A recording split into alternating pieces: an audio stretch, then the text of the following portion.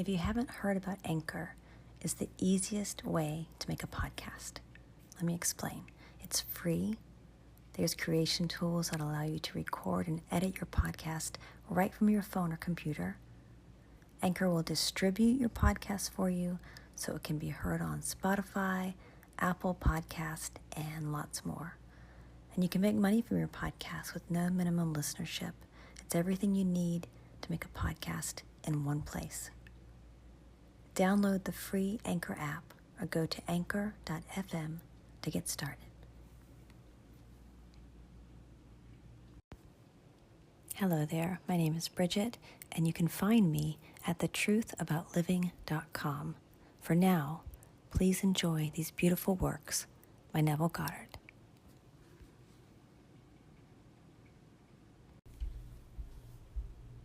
The Power of Awareness. Chapter 23. Case Histories. It would be extremely helpful at this point to cite a number of specific examples of the successful application of this law. Actual case histories are given. In each of these, the problem is clearly defined, and the way imagination was used to attain the required state of consciousness is fully described. In each of these instances, the author of this book was either personally concerned or was told the facts by the person involved. 1. This is a story with every detail of which I am personally familiar. In the spring of 1943, a recently drafted soldier was stationed in a large army camp in Louisiana. He was intensely eager to get out of the army, but only in an entirely honorable way. The only way he could do this was to apply for a discharge. The application then required the approval of his commanding officer to become effective. Based on Army regulations, the decision of the commanding officer was final and could not be appealed. The soldier, following all the necessary procedure, applied for a discharge. Within 4 hours, this application was returned, marked disapproved. Convinced he could not appeal the decision to any higher authority, military or civilian, he turned within to his own consciousness, determined to rely on the law of assumption. The soldier realized that his consciousness was the only reality, that his particular state of consciousness determined the events he would encounter. That night, in the interval between getting into bed and falling asleep, he concentrated on consciously using the law of assumption. In imagination, he felt himself to be in his own apartment in New York City. He visualized his apartment, that is, in his mind's eye, he actually saw his own apartment, mentally picturing each one of the familiar rooms with all the furnishings vividly real. With this picture clearly visualized and lying flat on his back, he completely relaxed physically.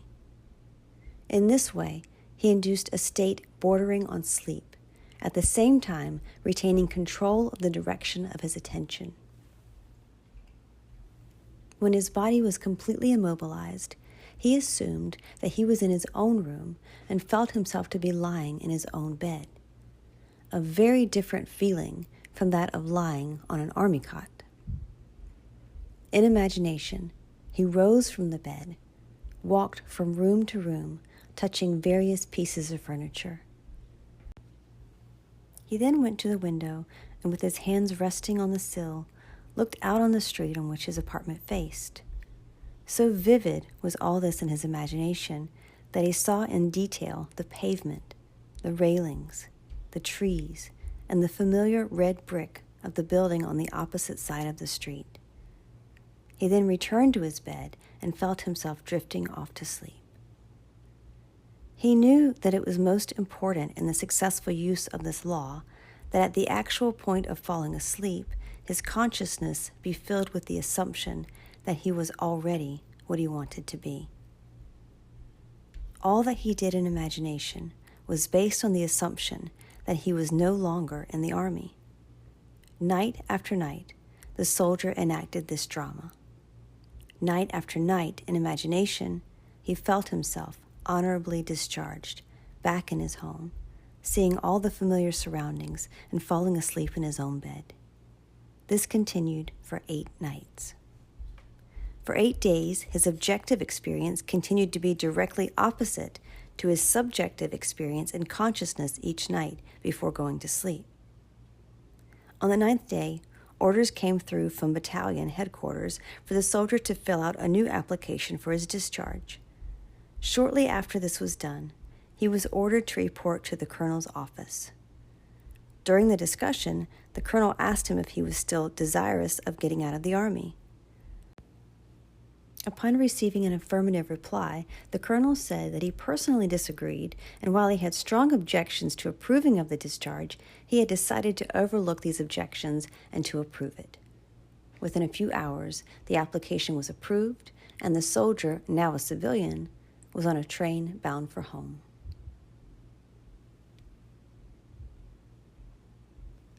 Two. This is a striking story of an extremely successful businessman demonstrating the power of imagination and the law of assumption. I know this family intimately, and all the details were told to me by the son described herein. The story begins when he was 20 years old. He was next to the oldest in a large family of 9 brothers and 1 sister. The father was one of the partners in a small merchandising business. In his 18th year, the brother referred to in this story left the country in which they lived and traveled 2,000 miles to enter college and complete his education. Shortly after his first year in college, he was called home because of a tragic event in connection with his father's business. Through the mechanisms of his associates, the father was not only forced out of his business, but was the object of false accusations impugning his character and integrity. At the same time, he was deprived of his rightful share in the equity of the business. The result was he found himself largely discredited and was almost penniless. It was under these circumstances that the son was called home from college. He returned, his heart filled with one great resolution. He was determined that he would become outstandingly successful in business. The first thing he and his father did was to use the little money they had to start their own business. They rented a small store on a side street not far from the large business of which the father had been one of the principal owners. There, they started a business bent upon real service to the community. It was shortly thereafter that the son, with instinctive awareness that it was bound to work, deliberately used imagination to attain an almost fantastic objective. Every day, on the way to and from work, he passed the building of his father's former business, the biggest business of its kind in the country. It was one of the largest buildings, with the most prominent location in the heart of the city. On the outside of the building was a huge sign on which the name of the firm was painted in large, bold letters. Day after day, as he passed by, a great dream took shape in the son's mind.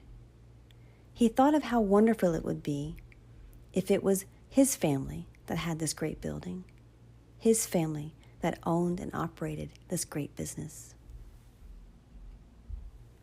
One day, as he stood gazing at the building in his imagination, he saw a completely different name on the huge sign across the entrance. Now the large letters spelled out his family name. In these case histories, actual names are not used. For the sake of clarity in this story, we will use hypothetical names and assume that the son's family name was Lordard. Where the sign read F.N. Moth and Company, in imagination, he actually saw the name, letter by letter, N. Lordard and Sons. He remained looking at the sign with his eyes wide open, imagining that it read N. Lordard and Sons. Twice a day, week after week, month after month, for 2 years, he saw his family name over the front of that building. He was convinced that if he felt strongly enough that a thing was true, it was bound to be the case. and by seeing in imagination his family name on the sign, which implied that they owned the business, he became convinced that one day they would own it. During this period, he told only one person what he was doing. He confided in his mother, who with loving concern tried to discourage him in order to protect him from what might be a great disappointment. Despite this, he persisted day after day. 2 years later, the large company failed and the coveted building was up for sale. On the day of the sale, he seemed no nearer ownership than he had been 2 years before when he began to apply the law of assumption. During this period, they had worked hard, and their customers had implicit confidence in them. However, they had not earned anything like the amount of money required for the purchase of the property, nor did they have any source from which they could borrow the necessary capital. Making even more remote their chance of getting it was the fact that this was regarded as the most desirable property in the city, and a number of wealthy business people were prepared to buy it. On the actual day of the sale, to their complete surprise, a man, almost a total stranger, came into their shop and offered to buy the property for them. Due to some unusual conditions involved in this transaction, the son's family could not even make a bid for the property. They thought the man was joking. However, this was not the case. The man explained that he had watched them for some time, admired their ability, believed in their integrity, and that supplying the capital for them to go into business on a large scale was an extremely sound investment for him. That day, the property was theirs. What the son had persisted in seeing in his imagination was now a reality. The hunch of the stranger was more than justified. Today, this family owns not only the particular business referred to, but owns many of the largest industries in the country in which they live. The son, seeing his family name over the entrance of this great building long before it was actually there, was using exactly the technique that produces results. By assuming the feeling that he already had what he desired, by making this a vivid reality in his imagination, by determined persistence, regardless of appearance or circumstance, he inevitably caused his dream to become a reality. 3. This is the story of a very unexpected result of an interview with a lady who came to consult me. One afternoon, a young grandmother, a businesswoman in New York, came to see me. She brought along her 9-year-old grandson, who was visiting her from his home in Pennsylvania. In response to her questions, I explained the law of assumption, describing in detail the procedure to be followed in obtaining an objective. The boy sat quietly, apparently absorbed in a small toy truck, while I explained to the grandmother the method of assuming the state of consciousness that would be hers were her desire already fulfilled.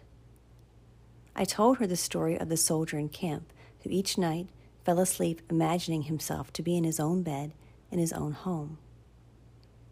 When the boy and his grandmother were leaving, he looked up at me with great excitement and said, "I know what I want, and now I know how to get it." Surprised, I asked him what it was he wanted. He told me he had his heart set on a puppy. To this, the grandmother vigorously protested, telling the boy that it had been made clear repeatedly that he could not have a dog under any circumstances, that his father and mother would not allow it, that the boy was too young to care for it properly, and furthermore, the father had a deep dislike for dogs. He actually hated to have one around. All these were arguments the boy, passionately desirous of having a dog, refused to understand. "Now I know what to do," he said. "Every night, just as I am going off to sleep, I am going to pretend that I have a dog, and we are going for a walk." "No," said the grandmother. "That is not what Mr. Neville means. This was not meant for you. You cannot have a dog." Approximately 6 weeks later, the grandmother told me what was to be an astonishing story. The boy's desire to own a dog was so intense that he had absorbed all that I had told his grandmother of how to attain one's desire, and he believed implicitly that at last he knew how to get a dog. Putting this belief into practice, for many nights the boy imagined a dog was lying in his bed beside him. In imagination, he petted the dog, actually feeling its fur. Things like playing with the dog and taking it for a walk filled his mind. Within a few weeks, it happened. A newspaper in the city in which the boy lived organized a special program in connection with Kindness to Animals Week. All school children were requested to write an essay on why I would like to own a dog.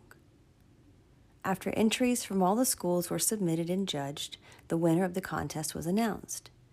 The very same boy who weeks before in my apartment in New York had told me, "Now I know how to get a dog," was the winner.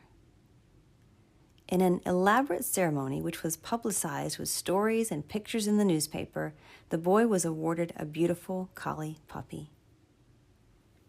In relating this story, the grandmother told me that if the boy had been given the money with which to buy a dog, the parents would have refused to do so and would have used it to buy a bond for the boy or put it in a savings bank for him.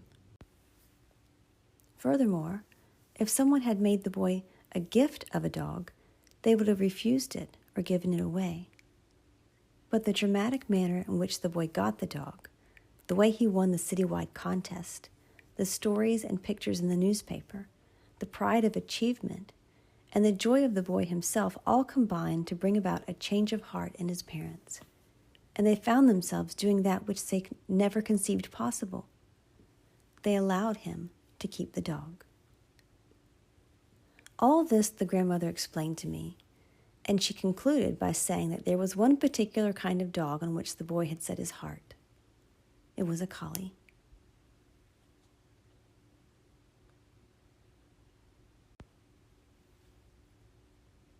Four. This was told by the aunt in the story to the entire audience at the conclusion of one of my lectures. During the question period following my lecture on the law of assumption, a lady who had attended many lectures and had had personal consultation with me on a number of occasions rose and asked permission to tell a story illustrating how she had successfully used the law.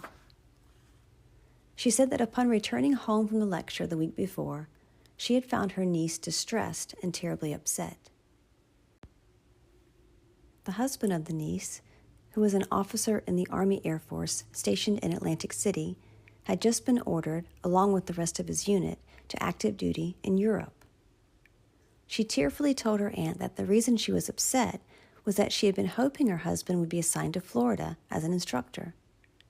They both loved Florida and were anxious to be stationed there and not to be separated. Upon hearing this story, the aunt stated that there was only one thing to do, and that was to apply immediately the law of assumption. "Let's actualize it," she said. "If you were actually in Florida, what would you do? You would feel the warm breeze. You would smell the salt air. You would feel your toes sinking down into the sand. Well, let's do all that right now." They took off their shoes, and turning out the lights in imagination, they felt themselves actually in Florida, feeling the warm breeze, smelling the sea air, pushing their toes into the sand. 48 hours later, the husband received a change of orders. His new instructions were to report immediately to Florida as an Air Force instructor. 5 days later, his wife was on a train to join him, while the aunt, in order to help her niece to attain her desire, joined in with the niece in assuming the state of consciousness required. She did not go to Florida. That was not her desire. On the other hand, that was the intense longing of the niece.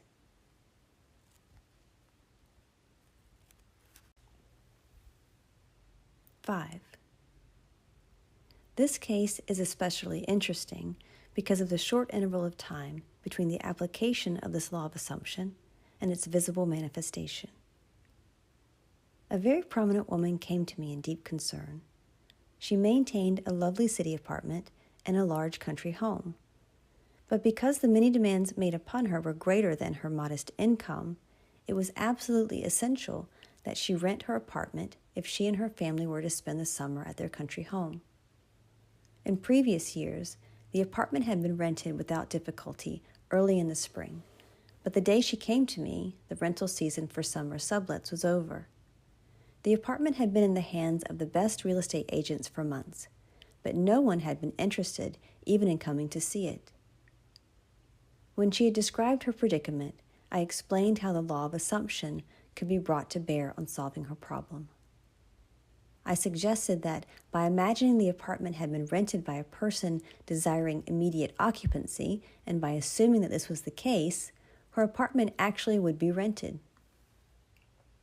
In order to create the necessary feeling of naturalness, the feeling that it was already a fact that her apartment was rented, I suggested that she drift off to sleep that very night, imagining herself not in her apartment, but in whatever place she would sleep were the apartment suddenly rented. She quickly grasped the idea and said that in such a situation she would sleep in her country home, even though it was not yet open for the summer. This interview took place on Thursday. At 9 o'clock the following Saturday morning, she phoned me from her home in the country, excited and happy.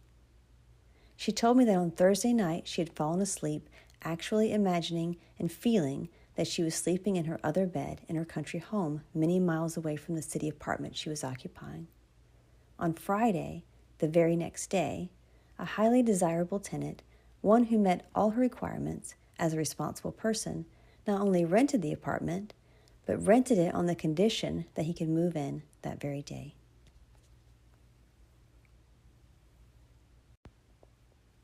Six. Only the most complete and intense use of the law of assumption could have produced such results in this extreme situation. 4 years ago, a friend of our family asked that I talk with his 28-year-old son, who was not expected to live. He was suffering from a rare heart disease. This disease resulted in a disintegration of the organ. Long and costly medical care had been of no avail. Doctors held out no hope for recovery. For a long time, the son had been confined to his bed. His body had shrunk to almost a skeleton, and he could talk and breathe only with great difficulty. His wife and 2 small children were home when I called, and his wife was present throughout our discussion. I started by telling him that there was only one solution to any problem, and that solution was a change of attitude. Since talking exhausted him, I asked him to nod in agreement if he understood clearly what I said. This he agreed to do. I described the facts underlying the law of consciousness. In fact, that consciousness was the only reality. I told him that the way to change any condition was to change his state of consciousness concerning it. As a specific aid in helping him to assume the feeling of already being well, I suggested that in imagination, he see the doctor's face expressing incredulous amazement in finding him recovered, contrary to all reason, from the last stages of an incurable disease. That he see him double-checking in his examination and hear him saying over and over, "It's a miracle, it's a miracle." He not only understood all this clearly, but he believed it implicitly. He promised that he would faithfully follow this procedure.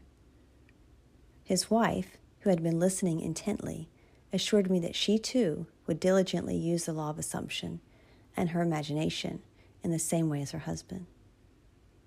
The following day, I sailed for New York, all this taking place during a winter vacation in the tropics. Several months later, I received a letter saying the son had made a miraculous recovery. On my next visit, I met him in person. He was in perfect health, actively engaged in business, and thoroughly enjoying the many social activities of his friends and family. He told me that from the day I left, he never had any doubt that it would work. He described how he had faithfully followed the suggestion I had made to him, and day after day had lived completely and the assumption of already being well and strong. Now, 4 years after his recovery, he is convinced that the only reason he is here today is due to his successful use of the law of assumption.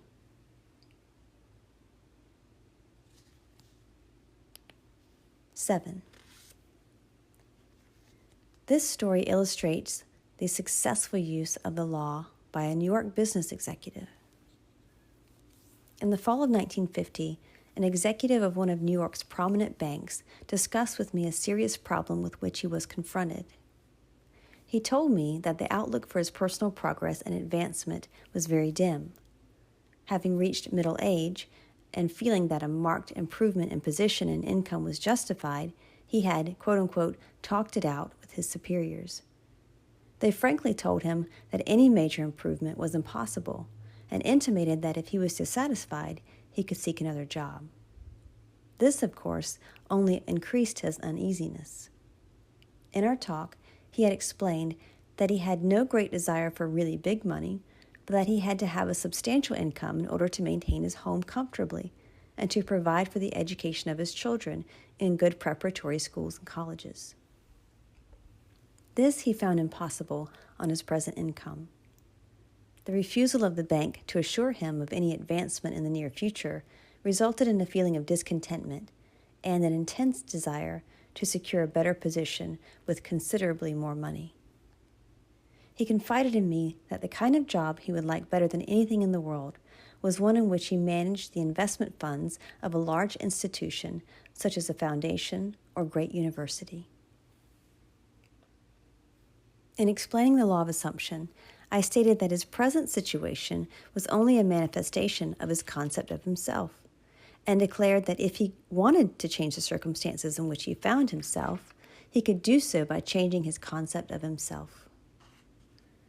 In order to bring about this change of consciousness, and thereby a change in his situation, I asked him to follow this procedure every night just before he fell asleep. In imagination, he was to feel he was retiring at the end of one of the most important and successful days of his life. He was to imagine that he had actually closed a deal that very day to join the organization he yearned to be with, and in exactly the capacity he wanted.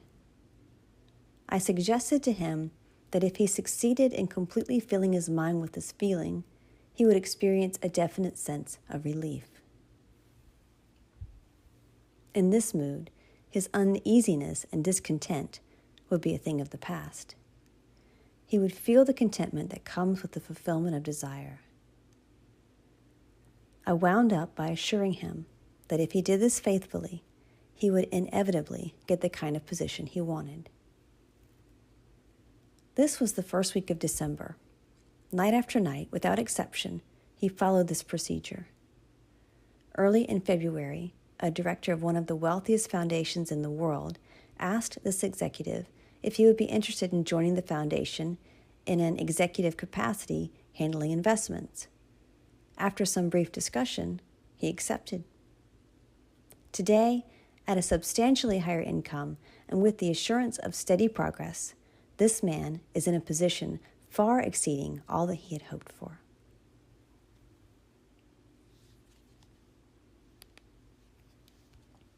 Eight. The man and wife in this story have attended my lectures for a number of years. It is an interesting illustration of the conscious use of this law by two people concentrating on the same objective at one time. This man and wife were an exceptionally devoted couple. Their life was completely happy and entirely free from any problems or frustrations. For some time, they had planned to move into a larger apartment. The more they thought about it, the more they realized that what they had their hearts set on was a beautiful penthouse. In discussing it together, the husband explained that he wanted one with a huge window looking out on a magnificent view. The wife said she would like to have one side of the walls mirrored from top to bottom. They both wanted to have a wood-burning fireplace. It was a must that the apartment be in New York City. For months, they had searched for just such an apartment in vain. In fact, the situation in the city was such that the securing of any kind of apartment was almost an impossibility. They were so scarce that not only were there waiting lists for them, but all sorts of special deals, including premiums, the buying of furniture, etc., were involved. New apartments were being leased long before they were completed, many being rented from the blueprints of the building. Early in the spring, after months of fruitless seeking, they finally located one which they seriously considered. It was a penthouse apartment in a building just being completed on Upper Fifth Avenue facing Central Park. It had one serious drawback. Being a new building, it was not subject to rent control, and the couple felt the yearly rental was exorbitant. In fact, it was several $1,000s a year more than they had considered paying. During the spring months of March and April, they continued looking at various penthouses throughout the city, but they always came back to this one. Finally, they decided to increase the amount that they would pay substantially and made a proposition which the agent for the building agreed to forward to the owners for consideration. It was at this point, without discussing it with each other, each determined to apply the law of assumption. It was not until later that each learned what the other had done. Night after night, they both fell asleep in imagination in the apartment they were considering. The husband, lying with his eyes closed, would imagine that his bedroom windows were overlooking the park. He would imagine going to the window the first thing in the morning and enjoying the view. He felt himself sitting on the terrace overlooking the park, having cocktails with his wife and friends, all thoroughly enjoying it. He filled his mind with actually feeling himself in the penthouse and on the terrace. During all this time, unknown to him, his wife was doing the same thing.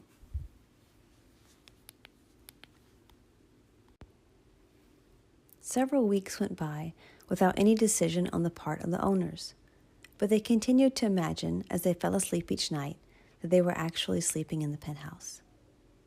One day, to their complete surprise, one of the employees in the apartment building in which they lived told them that the penthouse there was vacant.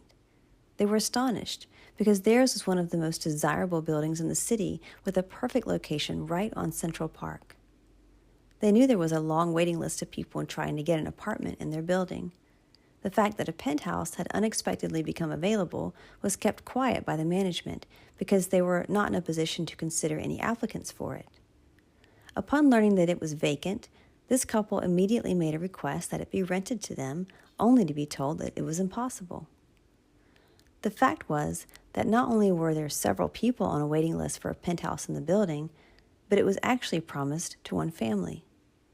Despite this, the couple had a series of meetings with the management, at the conclusion of which the apartment was theirs. The building being subject to rent control, their rental was just about what they had planned to pay when they first started looking for a penthouse. The location, the apartment itself, and the large terrace surrounding it on the south, west, and north was beyond all their expectations.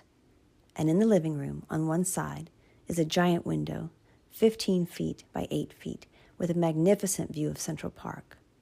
One wall is mirrored from floor to ceiling, and there is a wood-burning fireplace.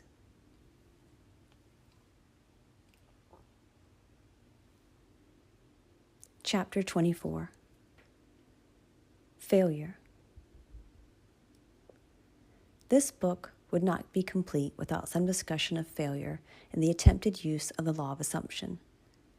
It is entirely possible that you either have had or will have a number of failures in this respect, many of them in really important matters.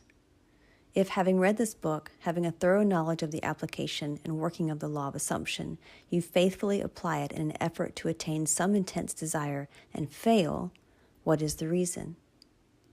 If, to the question, did you persist enough, you can answer, yes, and still the attainment of your desire was not realized, what is the reason for failure? The answer to this is the most important factor in the successful use of the law of assumption. The time it takes your assumption to become fact, your desire to be fulfilled, is directly proportionate to the naturalness of your feeling of already being what you want to be, of already having what you desire. The fact that it does not feel natural to you to be what you imagine yourself to be is the secret of your failure. Regardless of your desire, regardless of how faithfully and intelligently you follow the law, if you do not feel natural about what you want to be, you will not be it. If it does not feel natural to you to get a better job, you will not get a better job. The whole principle is vividly expressed by the Bible phrase, "You die in your sins," John 8:24. You do not transcend from your present level to the state desired. How can this feeling of naturalness be achieved? The secret lies in one word: imagination. For example, this is a very simple illustration. Assume that you are securely chained to a large, heavy iron bench. You could not possibly run. In fact, you could not even walk. In these circumstances, it would not be natural for you to run. You could not even feel that it was natural for you to run, but you could easily imagine yourself running. In that instant, while your consciousness is filled with your imagined running, you have forgotten that you are bound. In imagination, your running was completely natural. The essential feeling of naturalness can be achieved by persistently filling your consciousness with imagination, imagining yourself being what you want to be or having what you desire. Progress can spring only from your imagination, from your desire to transcend your present level. What you truly and literally must feel is that with your imagination, all things are possible. You must realize that changes are not caused by caprice, but by a change of consciousness. You may fail to achieve or sustain the particular state of consciousness necessary to produce the effect you desire. But once you know that consciousness is the only reality and is the sole creator of your particular world, and have burnt this truth into your whole being, then you know that success or failure is entirely in your own hands. Whether or not you are disciplined enough to sustain the required state of consciousness in specific instances has no bearing on the truth of the law itself, that an assumption, if persisted in, will harden into fact. The certainty of the truth of this law must remain despite great disappointment and tragedy, even when you, quote-unquote, see the light of life go out and all the world go on as though it were still day. You must not believe that because your assumption failed to materialize, the truth that assumptions do materialize is a lie. If your assumptions are not fulfilled, it is because of some error or weakness in your consciousness.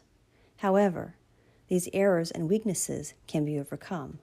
Therefore, press on to the attainment of ever higher levels by feeling that you already are the person you want to be. And remember that the time it takes your assumption to become reality is proportionate to the naturalness of being it. Man surrounds himself with the true image of himself. Every spirit builds itself a house, and beyond its house a world, and beyond its world a heaven. Know then that the world exists for you. For you, the phenomenon is perfect. What we are, that only can we see. All that Adam had, all that Caesar could, you have and can do. Adam called his house heaven and earth. Caesar called his house Rome. You perhaps call yours a cobbler's trade, 100 acres of land, or a scholar's garret. Yet line for line, and point for point, your dominion is as great as theirs, though without fine name. Build, therefore, your own world. As fast as you conform your life to the pure idea in your mind, that will enfold its great proportion. Emerson.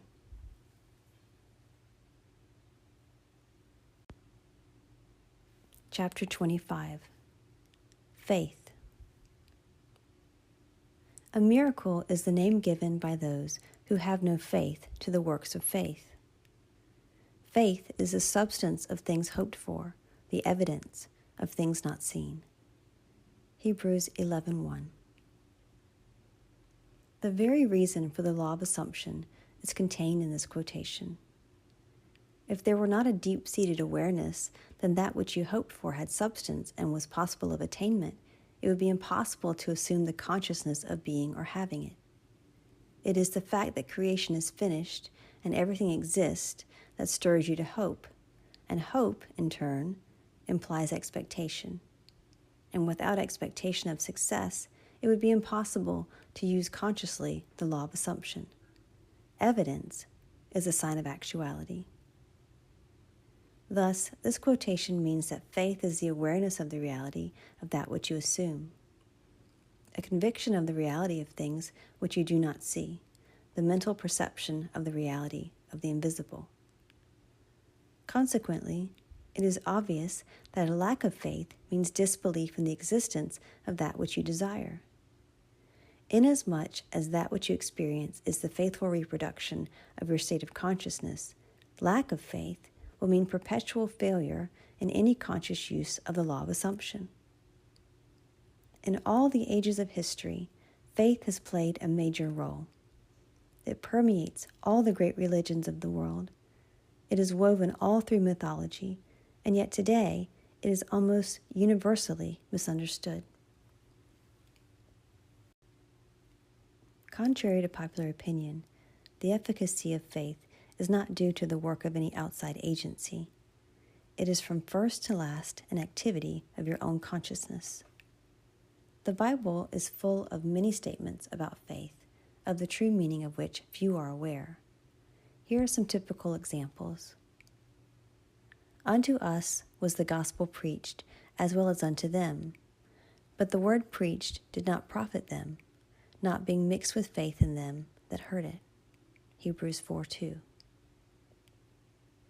In this quotation, the us and them make clear that all of us hear the gospel. Gospel means good news. Very obviously, good news for you would be that you had attained your desire. This is always being preached to you by your infinite self. To hear that which you desire does exist, and you need only to accept it in consciousness, is good news. Not mixing with faith means to deny the reality of that which you desire. Hence, there is no profit or attainment possible. O faithless and perverse generation, how long shall I be with you? Matthew 17:17. The meaning of faithless has been made clear. Perverse means turned the wrong way. In other words, the consciousness of not being what you want to be. To be faithless, that is, to disbelieve in the reality of that which you assume, is to be perverse. How long shall I be with you means that the fulfillment of your desire is predicated upon your change to the right state of consciousness. It is just as though that which you desire is telling you that it will not be yours until you turn from being faithless and perverse to righteous. As already stated, righteousness is the consciousness of already being what you want to be.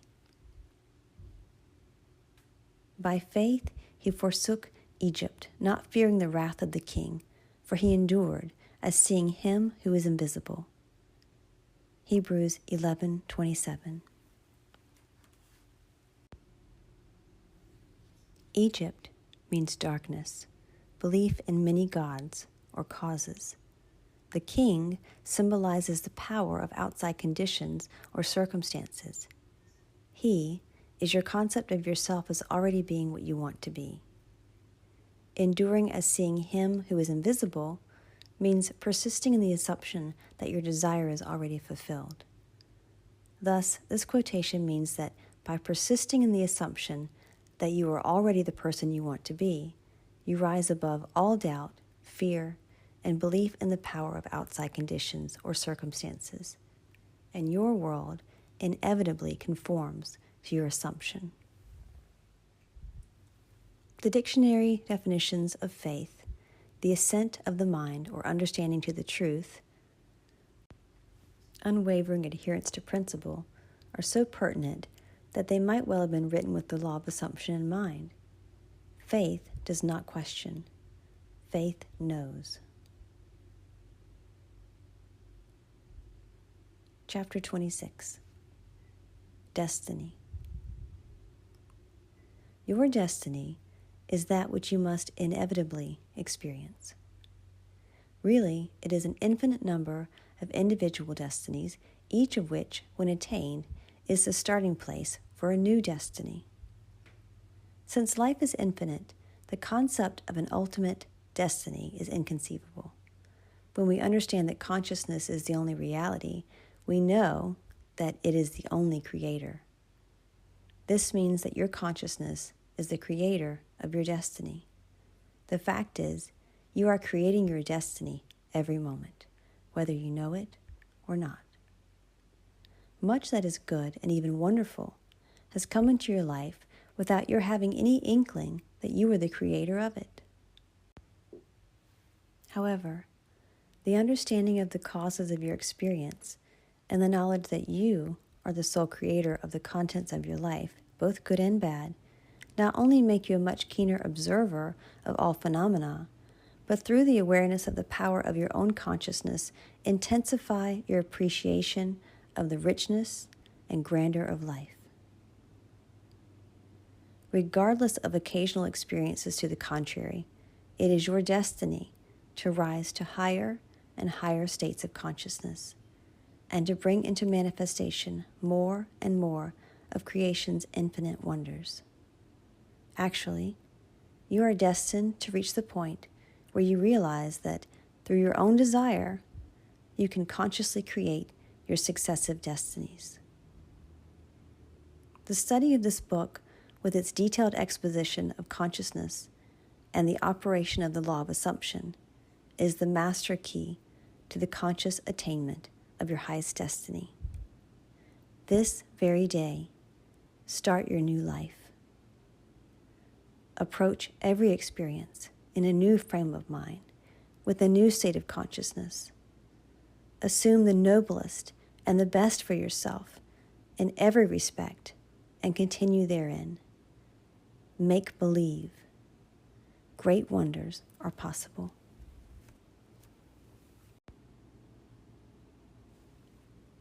Chapter 27. Reverence. Never wouldst thou have made anything if thou hadst not loved it. Wisdom 11:24. In all creation, in all eternity, in all the realms of your infinite being, the most wonderful fact is that which is stressed in the first chapter of this book. You are God. You are the I am that I am. You are consciousness. You are the creator. This is the mystery. This is the great secret known by the seers, prophets, and mystics throughout the ages. This is the truth that you can never know intellectually. Who is this you? That it is you, John Jones or Mary Smith, is absurd. It is the consciousness which knows that you are John Jones or Mary Smith. It is your greater self, your deeper self, your infinite being. Call it what you will. The important thing is that it is within you. It is you. It is your world. It is this fact that underlies the immutable law of assumption. It is upon this fact that your very existence is built. It is this fact that is the foundation of every chapter of this book. No, you cannot know this intellectually. You cannot debate it. You cannot substantiate it. You can only feel it. You can only be aware of it. By becoming aware of it, one great emotion permeates your being. You live with a perpetual feeling of reverence. The knowledge that your Creator is the very self of yourself and would never have made you had He not loved you must fill your heart with devotion, yes, with adoration. One knowing glimpse of the world about you at any single instant of time is sufficient to fill you with profound awe and a feeling of worship. It is when your feeling of reverence is most intense that you are closest to God. And when you are closest to God, your life is richest. Our deepest feelings are precisely those we are least able to express. And even in the act of adoration, silence is our highest praise.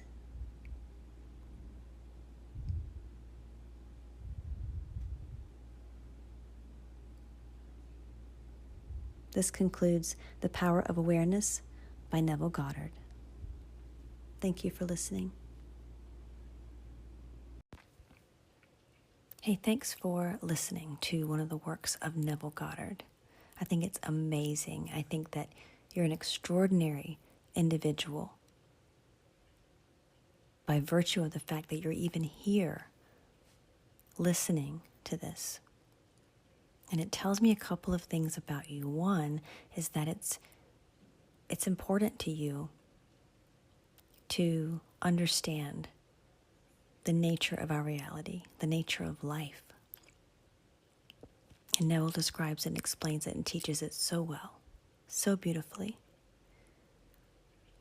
But it also tells me that there's something in your life, or perhaps many things in your life, that you really want to create, things that you really want to change. And I can help you with that. Find me over at thetruthaboutliving.com.